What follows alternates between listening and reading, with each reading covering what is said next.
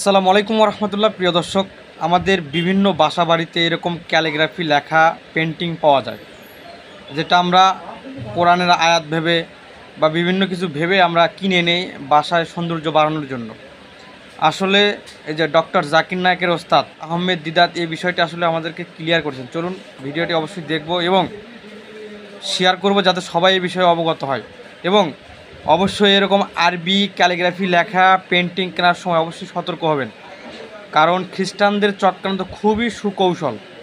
এরা এমনভাবে কৌশল করে বোঝা অনেক কঠিন হয়ে দাঁড়ায়।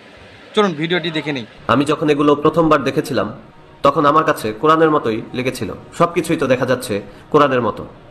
এবং এটি আমি দেখিয়েছিলাম একজন অ্যারাবিক স্কলারকে, যিনি একজন লেকচারার। আমি তার নামটি ভুলে গিয়েছি, কিন্তু যখন আমি এগুলো তাকে দেখিয়েছিলাম তখন তিনি তাকাচ্ছিলেন এবং ভাবছিলেন।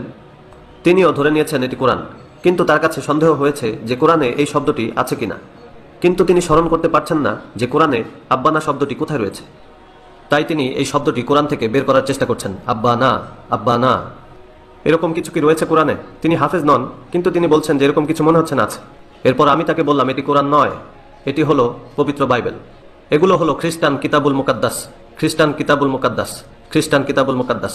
এগুলো মুসলিমদেরকে বিনামূল্যে দেওয়া হচ্ছে।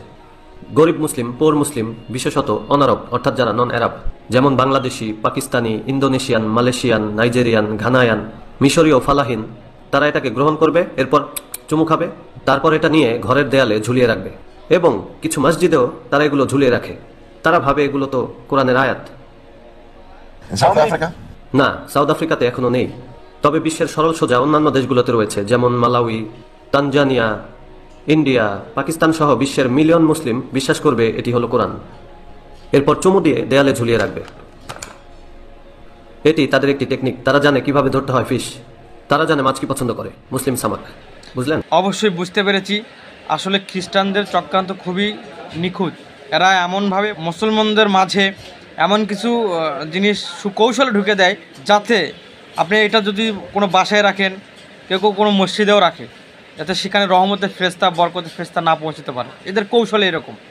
যাই হোক, যে কোনো জিনিস কেনার আগে অবশ্যই এটি শিওর হয়ে নেবেন আসলে এটা কোরআনের আয়াত কিনা। মানে লেখা সুন্দর দেখে কিনে নিয়ে আসবেন না, অবশ্যই এটা যাচাই করবেন, একজন আলেমের কাছে এটা যাচাই করবেন ইনশাল্লাহ। জাযাকাল্লাহু খায়রান। আসসালামু আলাইকুম ওয়া রাহমাতুল্লাহ।